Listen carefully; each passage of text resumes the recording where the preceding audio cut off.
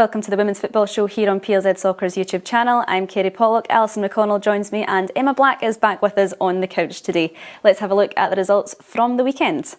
It was Celtic 13, Aberdeen 0, Rangers 7, Montrose 0, Dundee United 1, Glasgow City 3, Hearts 6, Hamilton 1, Motherwell 2, Partick Thistle 4, Spartans 1 and Hibs 4. Starting with the league leaders then, Emma. Rangers 7 goals past Montrose, which is interesting though because on Wednesday night Glasgow City only managed to score 1 against them. Yeah, I was actually shocked when I seen that result coming in. I was watching updates for that game for Glasgow City, and I think it tells its own story where Glasgow City are at the moment, and struggling in confidence, struggling to pull out results in terms of high scoring the way they're used to doing it. So, but then you look at Rangers, no one can obviously dispute that result, and obviously the scoreline. They're similar to Celtic, I think, in terms of they're not happy with just 2 or 3 goals. They want to keep on adding to it because if you look at last season, goal difference is almost like an extra point.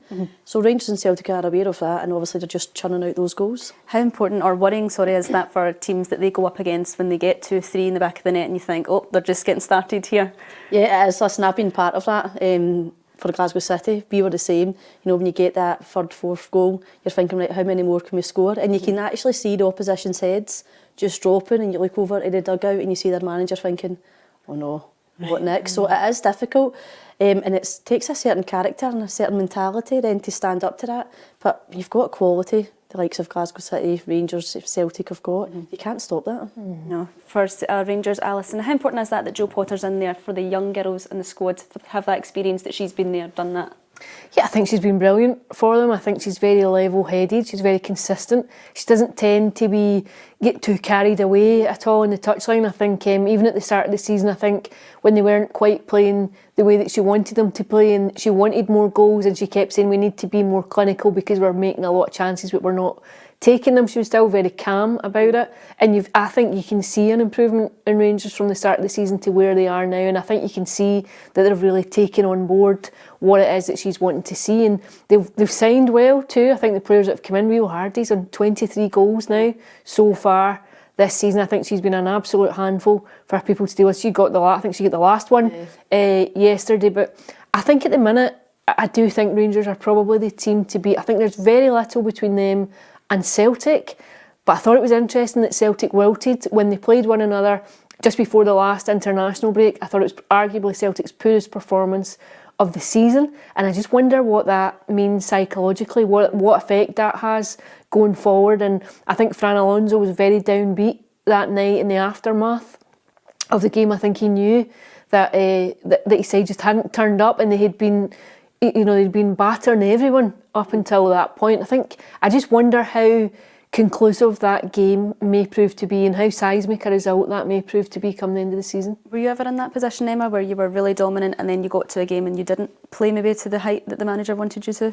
Yeah, I think just before, when I was coming through, Hibs were the better team. Hibs were the team that were winning everything. They had all the international players at that stage, so it was then difficult for us to then change our mentality. So we were beating all the teams below us 4, 5, 6, 7-0, and we were full of confidence. But then when we came against Hibs, it was almost like this mental block. Oh no, we're playing Hibs, how do we go over this? So that does take time. But I think Celtic were similar last season. We're beating everyone, and then when it came against Glasgow City or Rangers, they wilted, they kind of were like frozen. And I think that's just a mental barrier. But I think once you're over that, then there's no stopping you. Yeah, and I think it was interesting. Fran Alonso had talked about that after beating Glasgow City in the Sky Sports Cup a couple of weeks back, and he was saying that's 5 successive wins against them. But when I first came in here, I could sense that intimidation whenever we went to play Glasgow City. Obviously the real dominant force within the women's game, and they did have an aura around them. I think Celtic have got past that, but I did think against Rangers they were a shadow of the team that they've been in other games so far, and it'll be really interesting when they go up against one another. If it remains that there's only a point between the two of them, and I think you would predict that it will be, I don't see where any of the two of them are dropping points, then that becomes a huge question over who's got the proper mentality going into that game. Yeah, well, Celtic did put 13 past Aberdeen at the weekend. Very, very impressive, Emma, for Fran Alonso. 9 different goal scorers all over the pitch as well. I know, I was actually thinking that, and I think everyone was questioning, including myself at the start of the season. Celtic tend to have a good number 9 she only stays for a season and then she moves on. Like it was the Flint last season. I'm thinking, right, who's going to score their goals now?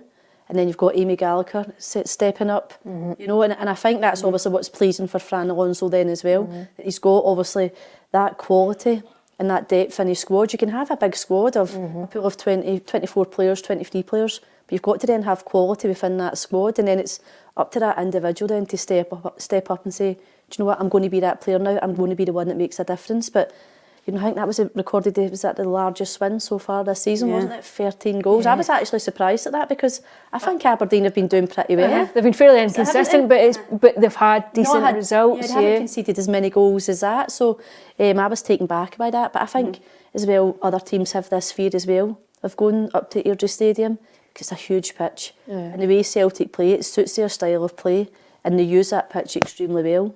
And I just think maybe teams now have got this fear of going to that park because it is so big. I do wonder about the optics of it in terms of how it looks for the league, you know, in terms of the competitiveness of the league. I don't think Celtic will care about that. I don't think Fran Alonso will care about that. He's sitting thinking if this goes back down to a photo finish, we've just managed to get a real bump in the goal difference.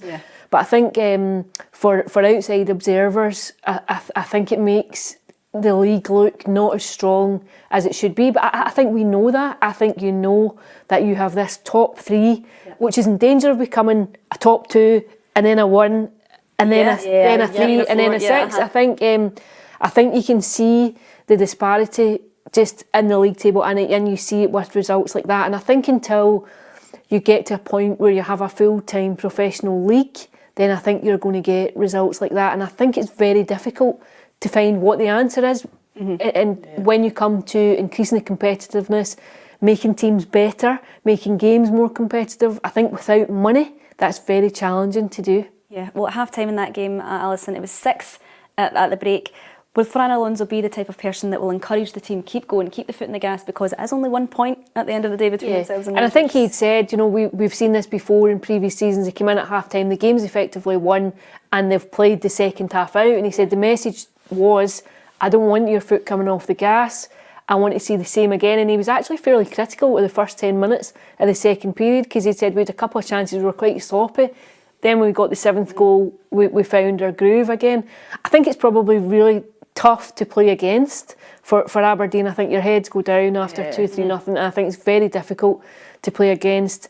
Celtic can only beat what's in front of them. I don't think you can be critical of them for going and chalking up a scoreline like that. He described it as arguably the best performance since he had been in at Celtic. But I do think if we care about the league and we care about the competitiveness of it, you don't really want to see results like that. What you want to see are really closely encountered, close-fought games. And you saw it last season, the last 6 weeks of that league title campaign got an interest that we've not seen before in Scotland. We had back page headlines about it. We had a lot of coverage. You were getting broadcasting headlines, loads of interest in it, and the interest came because it was so competitive and it became fairly compelling. And I think you need that element to keep an interest in it. And I think the last thing we want to see really is the Women's League mirroring the male league, where we have Celtic and Rangers and everyone else. I think the Women's League has an opportunity not to be that. And I think we need to be striving to find a balance and find a financial balance across the league. Yeah, is that a financial issue then for the lower half of the league? I definitely think it. I think there's no question about it. I think the further down the league you get, the more rare it is for professional contracts to be offered. We've had Partick Thistle players and managers in here before who are in the position where they're begging for time off, work commitments to fulfil a fixture. You know, that you're playing with one hand tied behind your back, and I think then you're in danger of having a league where you have a professional set up for some clubs and an amateur set up for others, which is really tough. And I think the chasm just gets wider, as you've seen this season, because Celtic, and I don't think Celtic are the best resource club within the league. I think they're third. If you look at those top three, I think Celtic sit third in terms of the finances that go in. But there is a huge chasm then what lies beneath, and I think ultimately when it comes to the marketing of the league and the sponsorship of the league, you really need the priority for me for that league is to have investment running all the way down, which is why it's such a pity this season that Glasgow City and Celtic didn't make the Champions League group stages, because if you make that and then there's a trickle down effect of financial that comes into the league, that they all share some of that pot, you enhance the strength of the league, and without it it's very difficult to do so. Well, for Glasgow City, their scoreline against Dundee United was a little bit closer, Emma. 3-1 win for Leanne Ross's side. They needed a good performance at the weekends. They did, and I thought that would have been, even the Montrose game, I thought, Montrose, and even obviously on Sunday against Dundee United, I thought that was an opportunity then for them. If you're looking at the other fixtures, Rangers, Montrose, that's probably going to be a big scoreline. Celtic, Aberdeen, potentially a big scoreline. So they would have looked at that thinking, this is a potential where we could maybe score a handful of goals, you know, have that feel-good factor about back to us. But then conceding a goal as well and only scoring 3. They've obviously found it difficult. And I think as well that third goal came right at the death. So it was they were 2-0 up, 2-1, and then the third goal coming, I think the 88th, 89th minute when Hayley scored her second and City's third. I think what they're lacking is a really commanding performance, a dominant performance, a big display and a big statement win. And I think that's what they need. I think they look rocked at the minute. Yeah. I thought Sunday was that potential where they could have had that big statement win. You know, especially picking up the awards the night before, and that feel-good factor running through the club, and then that filtering through to the Sunday, and that wasn't to be. Yeah. Has that alleviated some pressure on Leanne Ross getting that win by quite a few goals? I think the 2 wins have alleviated some of the pressure. I think had they stuttered against Montrose, and Montrose that last Wednesday night had a goal chopped off that to me there doesn't look much in it at all. I think had VAR been in the women's game, I think the goal might have stood.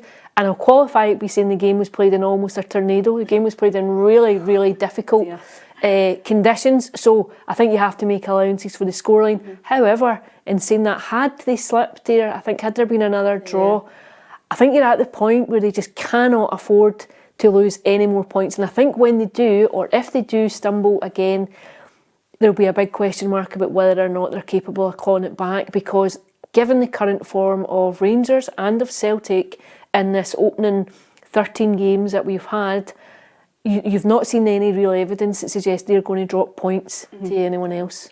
Lauren Davidson picked up Player of the Year at the Scottish Women's Player of the Year Awards the other day. Emma, how key has she been to that squad? She's been vital, you know, as well. Obviously, she scored the winner last season, obviously, to pick up the league title, and then getting her call-ups to international football. But I think she could actually do more. I believe she could actually do more within that team. Now, I think she needs to take that next step. Yeah. And I think almost like looks like she's hit the ceiling there. So I think Leanne's got to maybe get more out of her at times, because when I was watching her just a few weeks ago, she'd maybe try and take on a player, the full-back, and couldn't get by the player. They won the ball and then she was just walking back, like not having that belief, that confidence. And maybe that's just her as an individual. I'm not sure, I don't know her personally, but I think you could actually get more out of Lauren Davidson. I think she could go higher than where she is. Yeah, I think 32 goals last year was a remarkable return, which is what won her the award. I thought she was outstanding last year. I thought she was unplayable at times for Glasgow City last year. This year, I don't know positionally wise that she's better. Like sometimes it's almost been like a right wing back. Yeah. I think she's better in more advanced She's areas, higher up. and more effective for the team as a whole. I just don't know that they've quite got the balance right of the team this season, and I don't think you're getting the best out of her. I think as well that's probably down to injuries as well for the Glasgow City, and they don't have the depth and squad that Rangers and Celtic have, that quality that they've got. You know, I think at times they're struggling. When you look at the bench at Glasgow City, you're thinking who could step up, who could be the game changer you could bring off the bench. Yeah. And I think they're struggling there as well. Leanne Ross's injuries, you've seen how they played. They changed to a back three because they were resulting in injuries. The game against Celtic, I'm sure it was. They changed their formation as well, so I think that's probably down to it as well. Yeah. Well, let's have a look at the league table then. Just below the top 3, we have Partick Thistle in 4th, Hibernian, and then Hearts. Ali, Hibernian have managed to create a little bit of a gap between them and Hearts. Partick Thistle just above them as well. Could this section of the table become a little bit more exciting than what we're normally focused on, which is the top 3 of Yeah, I think it'll be fairly competitive in there. I think you'd have to say hats off to Brian Graham and to Partick Thistle. I think they are seriously punching above their weight. When you consider they do not have one full-time player in there, everyone's at university, they've got firefighters, they've got teachers. They are punching way beyond any expectations that you would have considered. And last year they made that top 6 be the skin of their teeth, and you're thinking it's maybe a one-off. I wouldn't think so, and I think that's 3 wins out of 3 they've gone up to Aberdeen. They won. They went up to Dundee the following Sunday and won at Dundee United, and then they won again at the weekend. And I thought it was a really topsy-turvy game for them yesterday at K Park, but to come out of that 12 points out of 12 from a very demanding schedule, I think it's fantastic. It's phenomenal. In the game up at Aberdeen, I'm sure they were missing 2 or 3 players for work. They couldn't travel. Right, They couldn't travel. It's just come back to what we were speaking about the we had women's Brian games. in, and he was saying to us, I've phoned the head man, I've basically phoned Teachers, the head to say, can we get her off? Like, can she get out the last 2 periods so we can travel to Aberdeen? I mean, can you imagine Brendan Rodgers phoning, do you know, like phoning round somebody and saying, you know, I need Kyogo, I need, you know. I know, and do you know, that's the way it was when I was playing 10, 15 years ago, and I think it's baffling that we're still experiencing that now. I think it's absolutely crazy. When you consider the great strides that the game has taken forward, you consider globally where the women's game's gone across the last decade, when this is our top showcase league, it's not a good look. No, it's definitely not. And it's something that the top 3 don't need to think about, that sort of situation. And to be fair, the top 3 and Hearts, they still have players who are working. It's not like everyone's on a full-time contract. It's not exclusively full-time. So you'll still have people, and it's funny actually, like, you'll still have people saying, I need to go to my work to ask for the 10 days off for international break. When you consider things like that, you know, Kelly Clark, I know she's not in this Scotland squad for this camp, but she's still captain Celtic, but still works day job as an accountant. So if she's called up to Scotland squad, she has to go and say, can I take 10 days unpaid leave sometimes to go and represent your country? And I think this is the next, for me, this is the immediate challenge for Scottish women's football, is we need to have a much more professional approach across the board. It's bitty at the minute, and that's what you have to strive towards. And it's not easy, because we all know the financial challenges that exist within the games. You see it in the men's game out with Celtic and Rangers. Every club struggles with commercial revenue, but it desperately needs to come up that level. And I think if you get it, you'll see an improvement in standards all across the board. And it's the best thing for Celtic, for Rangers, for Glasgow City. It's the best thing for them to be challenged week in, week out. Because the next step for these clubs is to go and do it at Champions League level, to go and do it at European level.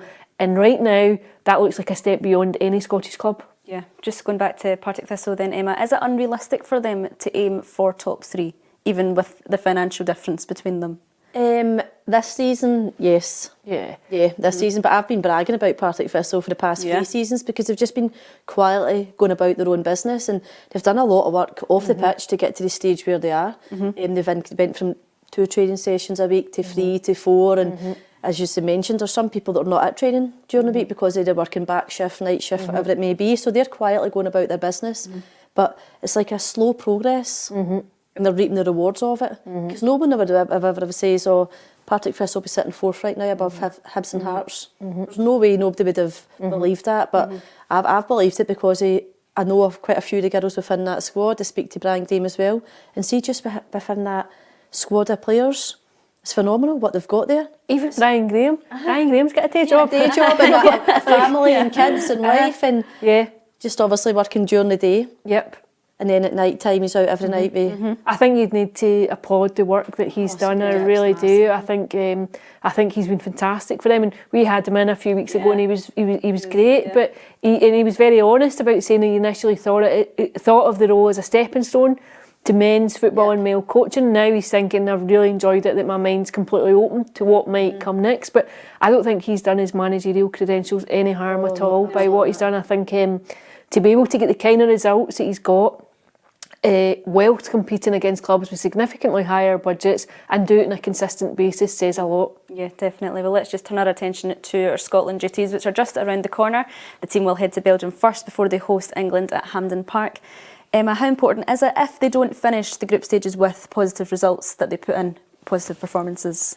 I think when obviously the group was drawn, and we all knew it was extremely difficult, wasn't it? And you're thinking, where are we going to get points from? Where are we going to be able to pick up points? And I had actually looked at it, and I'm thinking, right, potentially we could pick up 6 points. The Belgium game away from home, and obviously at home, and obviously it resulted in we obviously just got that 1 point. So I think we're on a steady progress with the national team. I think we've obviously had that blip and it's then just about a matter of climbing back up again. And I think we're actually doing that. I think we did have a good performance against Belgium previously. A lot, of course, obviously Caroline Weir was out injured then, Sam Kerr wasn't there, Erin Cuthbert wasn't there. So you look at Emma Watson, you just look at the squad and you're thinking, but we were still able to compete and grab a point. So I think obviously we've now got Erin back in, we've got Sam Kerr back in, we've brought in Abigail Harrison again back in. So there's a few players that have came back in. So I think we will get a positive performance. I totally believe that hopefully we'll pick up the 3 points against Belgium, and then the England game will take care of itself, especially being at home as well. I think that'll be phenomenal, and I just hope that we have a crowd that turns out for that game. That's what you're going to need to look at, Alison, isn't it? Having that full Hampden, hopefully getting the atmosphere like it was at Sunderland down at the Stadium of Light when we were there. Yeah, I think you know that's not going to happen. I just think realistically, I think if you can get to 10,000, I think that would be a fantastic return. Pedro Martinez also had made the point last week that he feels a bit hard done by that they've played all these first games away, because you might get more into Hampden on a Friday night than you get on a Tuesday night. I think you can take his point from that. I still think Scotland will be disappointed with the return that they've taken so far, and I think he will be feeling a wee bit under pressure. I think he'll be judged not on this campaign but on the European Championships campaign, which comes in the autumn. And I think he'll know like that he would have taken so much from the first England game, but from then on in it's been very, very disappointing. And I think Scotland were always going to struggle without Caroline Weir, without Erin Cuthbert and Caroline Weir. You've got genuine world-class players and players able to compete at that level.